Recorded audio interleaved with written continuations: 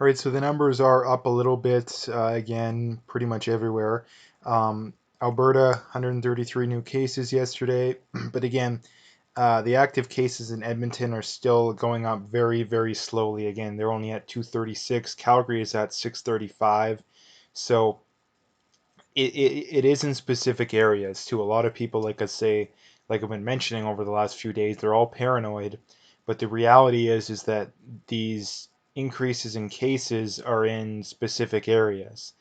And again, like I say, like 2 or 3 weeks ago, I don't know when exactly it was, but there was a handful of days to where Edmonton had more active cases than Calgary, and now Calgary's, almost three times as many. So it is in specific areas. I mean, especially Calgary, but the central zone has gone up by quite a bit. The south zone's gone up by quite a bit, but um, it's still not numbers that are too crazy to be thought about. So, and as far as the rest of Canada goes, Ontario and Quebec's numbers are both up a little bit, I believe.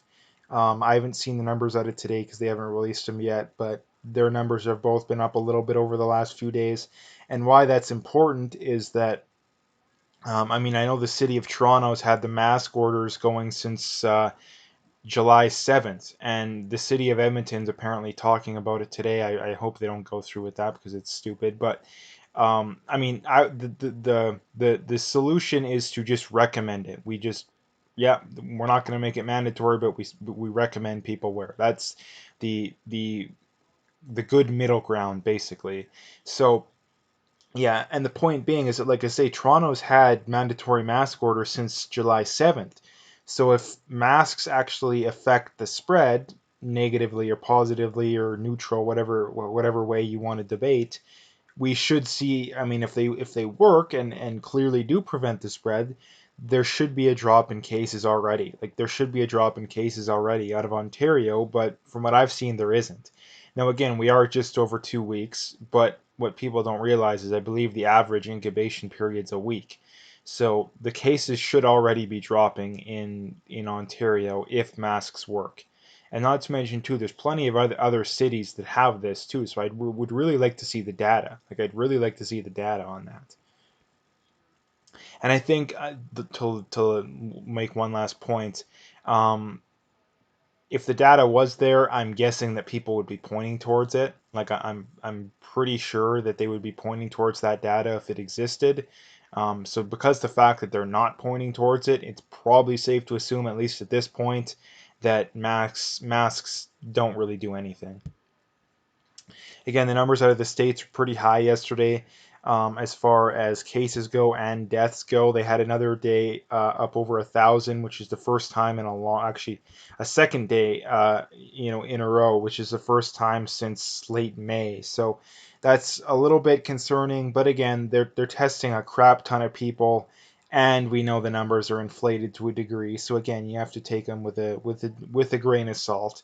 So again, that's kind of what I wanted to point out as far as the numbers out of the states going. Again, um, there were a lot of people that were predicting, yeah, they're gonna have 2-3 thousand dead per day, and it's still not even close to that. So they are up a little bit, but they're still not something that you need to be overly worried about.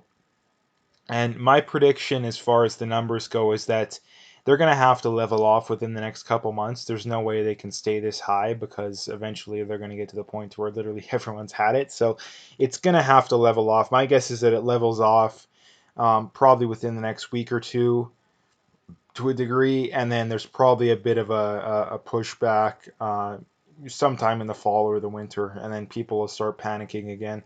But again, that's just my prediction. This is from Steven Crowder. Now, Ayanna Pressley, who's one of the more far left congresswomen or people in the states, tweeted out a couple days ago, said, cancel rent, cancel mortgage, cancel student debt. And Stephen Crowder responds by saying, apparently we're canceling rational thought. And again, this goes to show that the left they literally live in like 5-year-old clown world that, again, like do they not understand how anything like at all works? Like, what would happen if you canceled rent and canceled mortgages? Well, guess what? You'd have to bail out the banks, and you'd have to pay off the banksters, which again, who are the banksters? They're the rich elitists. So again, the left is so ignorant and so stupid that on one hand they're, oh, we're anti the rich corporate class and the rich in general, but then on the other hand they support a policy that would only make the rich richer, because you actually think that they're just gonna, yeah, we're just gonna give you a free house. Like, are you insane? And this is just flat out communist talk here, in that they actually think that you can pull that kind of stuff off. And um, the problem is that I mean, there's infinite amounts of problems, but it would not even come close to working. It would only make problems worse. It would only make problems worse. And again, this is just a step towards communism. Let's just be honest about it too. I know a lot of people. I mean, I'm old enough to remember when people would joke about communism and all that kind of stuff, and it was actually a joke. But now we're at the point to where it's no longer a joke. Like, it's no longer a joke. Like, if things keep going the way they're going, we are going to end up a communist country. I mean, I know this is the States, but I mean, if anything, Canada is even further down the rabbit hole than the States is. So I don't think that you can really make the, well, we're Canada, we're different argument. Um, and I mean, the left would agree with that too. The same left thinks that we're Canada is naturally a leftist country. Well, technically, no, we're not really. We're really not. And I mean, it all depends on your definition. Is the problem, I guess, is a better way of putting it. But canceling student debt, I'm for to a degree.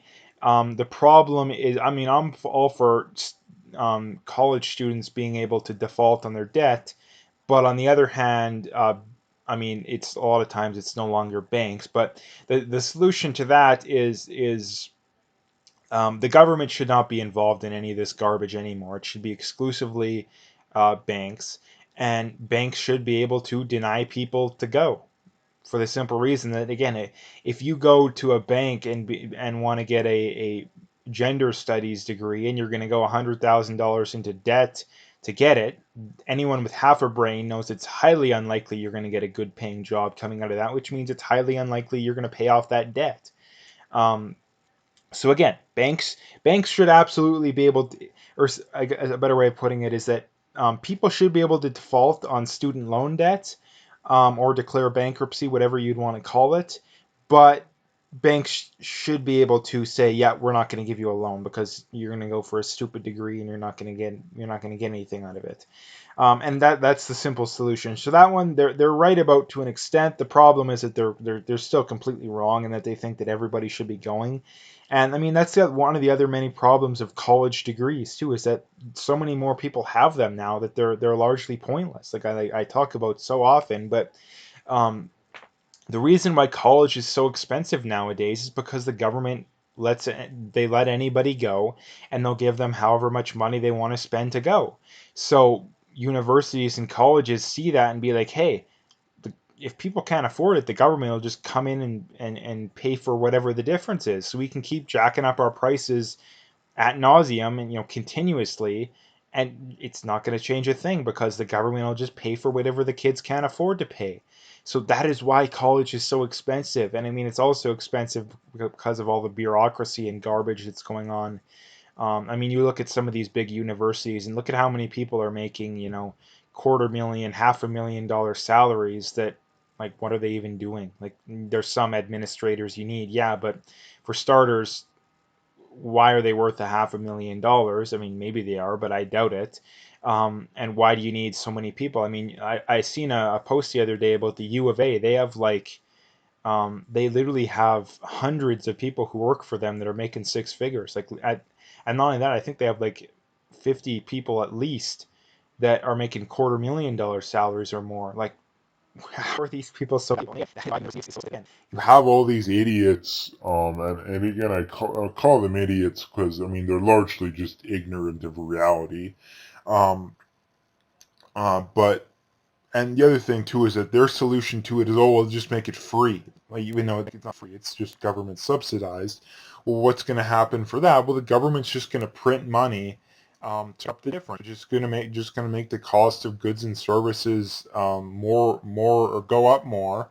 And your wages won't go up to make up for that, which is just going to make the problem you have even worse. Yeah, you have a college degree, but your $50,000 job, yeah, if you got inflation going up 10-20% a year, which is the reality, um, it's going to be worthless.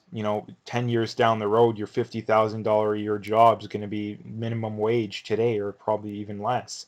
So that is one of the many problems with, I mean, I don't have enough time to go over it in this video today. It would take a half hour to explain everything, but this whole cancel rent, cancel mortgages garbage, that's not how reality works too. Like, that's really not how reality works too. And again, this is, again, one of the, it seems like endless amounts of reasons that I am for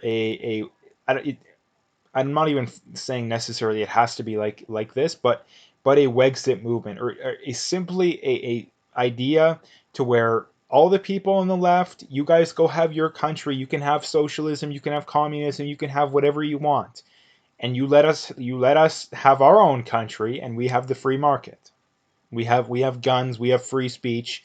You can have no guns, you can have no free speech, you can have socialism.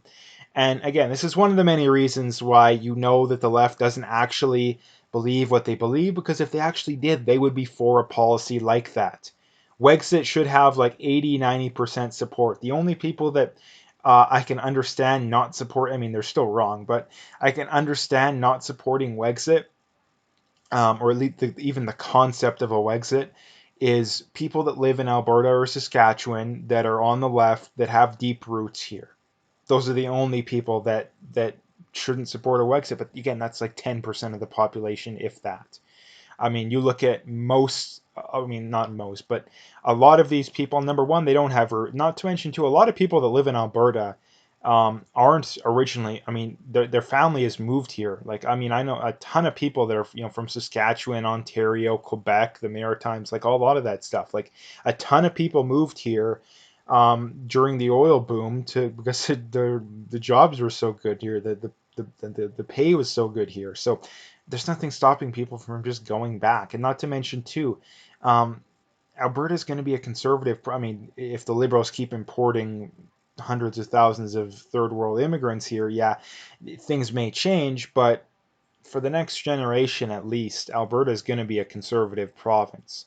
Immigration may throw a wrench into that 10, 20 years down the road, but at the very least right now, Alberta is going to be a conservative province too. And the thing too is that a lot of leftists are moving out and a lot of conservatives are moving in. Like, you know that, like, under the under the conservatives, more people from, I know this is true from Saskatchewan for sure because I've seen the numbers, but I'm not sure. I think BC is true as well. But more people from Saskatchewan moved, and BC moved into Alberta than vice versa. And under the NDP, their 4 years, it completely reversed, where more people moved out of Alberta than moved in from those provinces. Now I know Saskatchewan has a much lower population, but still, um, it sure says a lot that on the one hand, though, that far more people are coming in than going out, even though the population's so high. So again, I know it's a bit of a tangent, but I just wanted to point that out because, again, if the left actually believed what they believe, like, especially like, you're a liberal in Ontario or the Maritimes or Quebec, you should be as pro Wexit as the biggest Wexit supporters out of Alberta are. Like, why wouldn't you be? Like, it makes no sense. But again, they're more worried about being tribal than they are about actually living up to principles. Like, actually living up to principles. And that's the same thing too. Like, if Canada had a Quebec separation vote tomorrow, I would vote for Quebec to separate. Number one, because I know a lot of people there want to separate, and number two, the ones that don't and don't like it can just move to a different province.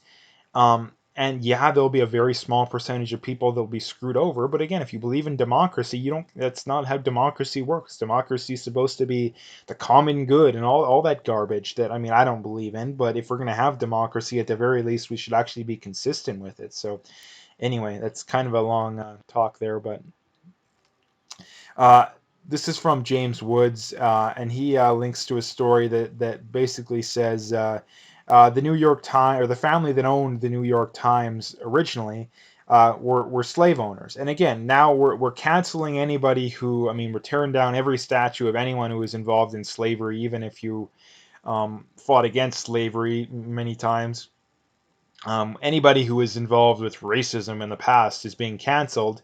So why isn't the New York Times being canceled? And the reality is like I've been mentioning the entirety of me making videos is if you're on the left, you get a free pass. You know, if you're Justin Trudeau and you wear blackface multiple times, you get a pass. But God forbid you criticize Black Lives Matter. That's enough to criticizing Black Lives Matter, which deserves every amount of criticism that it gets, and then some. Um, that gets you fired from your job, like in the video I made yesterday. But if you wear blackface multiple times, that's perfectly fine. Like, again, which one's objectively more racist? Criticizing the Marxist, communist, terrorist group. Now, I don't think that that's everyone in it, but in a nutshell, that is the main goal of Black Lives Matter at this point. Or wearing blackface multiple times. Like, of course, blackface is far worse. Like, come on. And again, this is just criticizing Black Lives Matter. This isn't saying they're the worst people in the world. This is just criticizing them. Like, come on. Um, Again, so it's just insanity that's going on out there.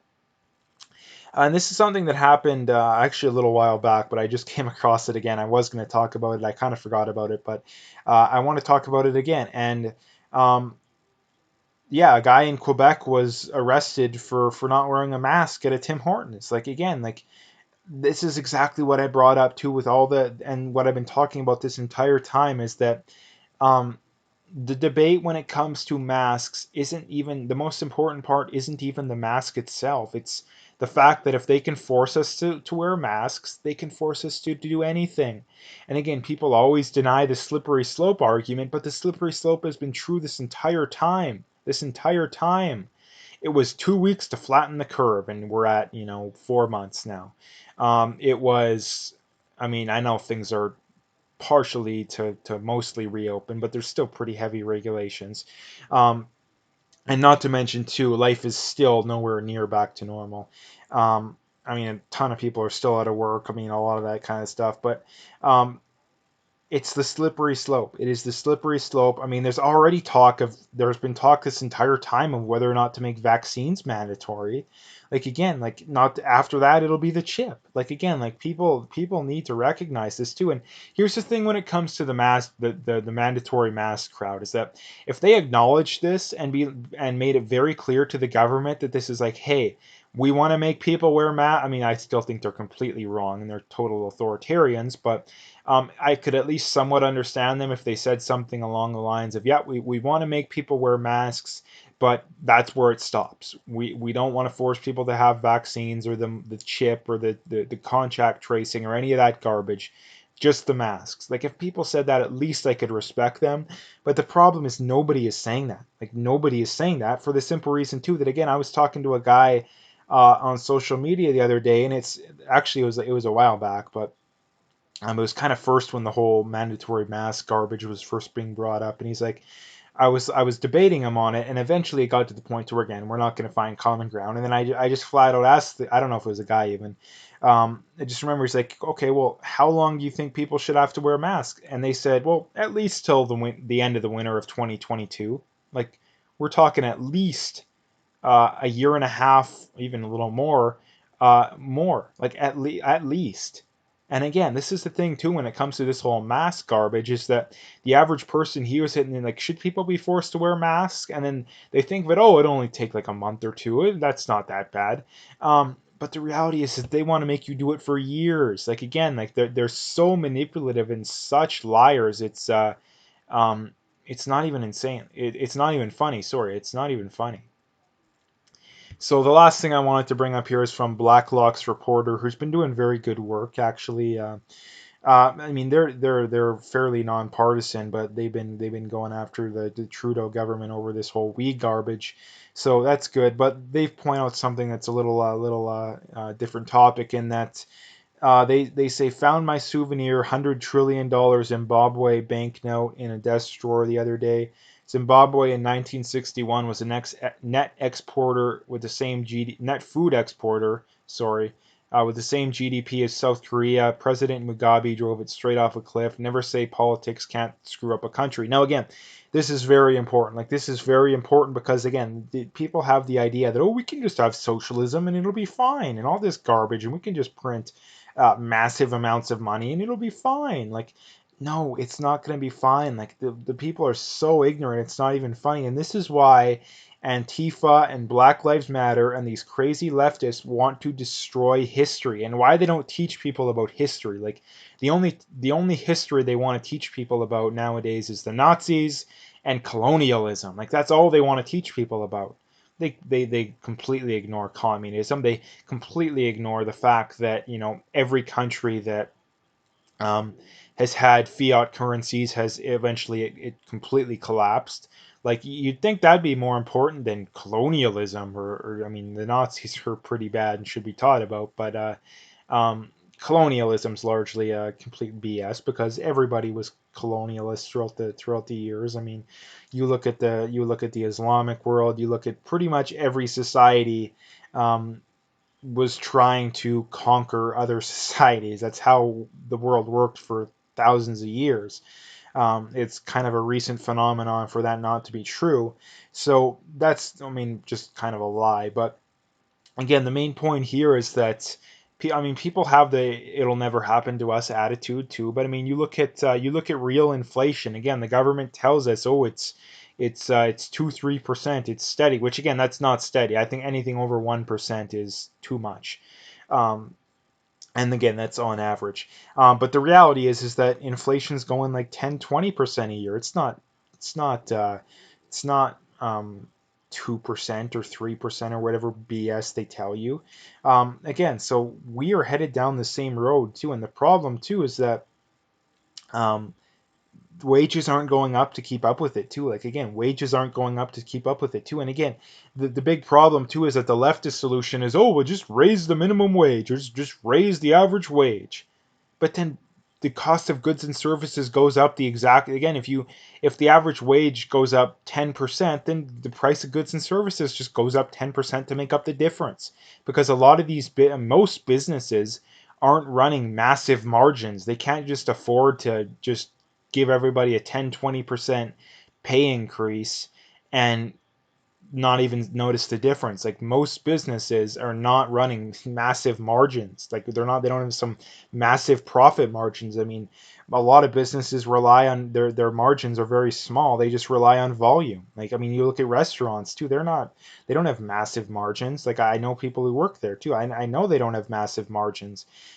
They get by a lot of times on volume and on specific foods and drinks. A lot of times is how they get by, not to mention tips. So the reality is, again, is that you can't keep going down this road that we're going and think we're going to get away with it. Like, we are headed down this road too. We are absolutely positively headed down this road. But again, people have the "it'll never happen to us" mentality, which means it's going to end up happening to you. So anyway, that's what I wanted to talk about today. If you liked the video, make sure to hit that like and subscribe. Check out my PayPal and email. I got linked in the description. Again, I appreciate any donations, but at the very least, just hit that like and subscribe if you haven't already. And last few things, check me out on Parler, Twitter, and BitChute. All those links are in the description, so you can find them all there.